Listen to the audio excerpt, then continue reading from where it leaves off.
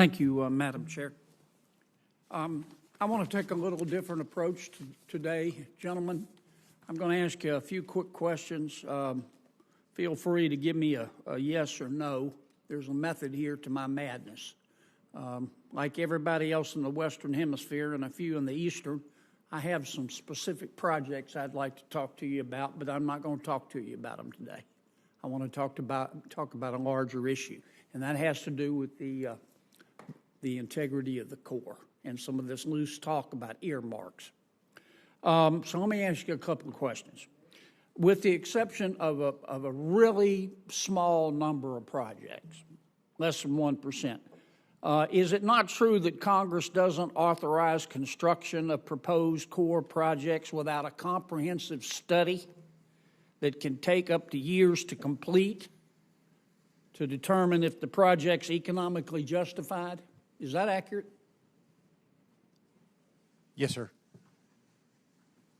That study's also got to show that the project's environmentally sound, right? Yes, sir, that's correct.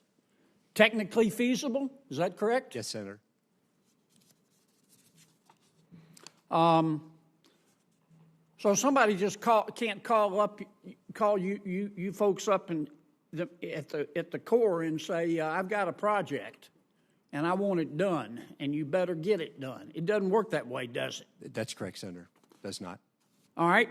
In your years at the Corps, what percentage of all Corps projects have been authorized for by Congress for construction without meeting this three-part test?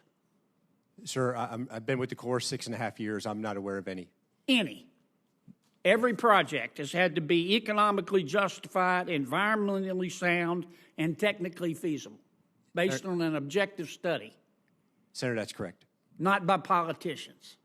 That's correct. All right. What's a favorable chief's report mean?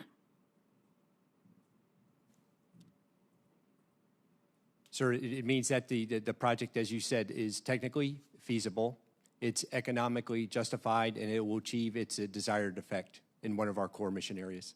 Okay. And in your years with the Corps, what's your best estimate of all the construction authorizations that have been enacted without a favorable chief's report?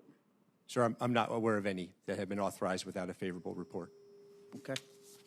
And not to put too fine a point on it, but one of the things that the Corps looks at in this study, which can take years, is whether the taxpayers are getting a return on their investment. In other words, the benefits have to substantially outweigh the costs. Is that right?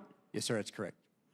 Now, earlier I talked about HISTRIS and the levee protection system in southeast Louisiana, which protects Louisiana from the south. But like a lot of states, we're not only endangered by the south, water from the south, we're endangered by water from the north. Louisiana, you can see from the map, drains 41% of the continental United States and parts of two Canadian provinces. So we have a threat from the north, from water. The Great Flood of 1927, we remember it. I don't remember how many tens of thousands of acres flooded, millions dollars worth of damage. This is 1927 now. As usual, America turned to the Corps of Engineers. And we said, help us fix it.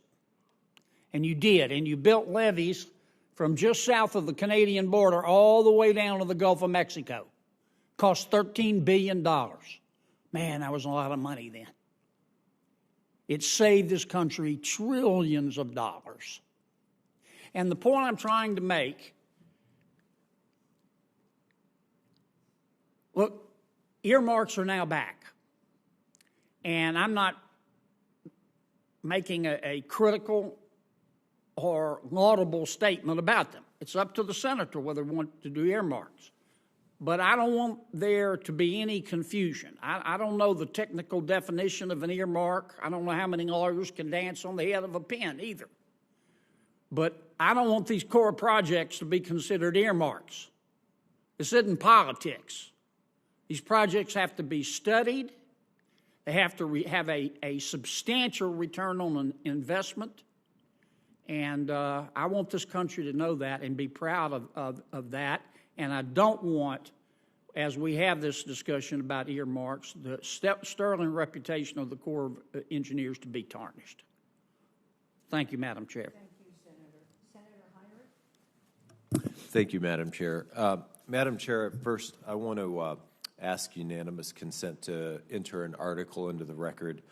This is from E&E.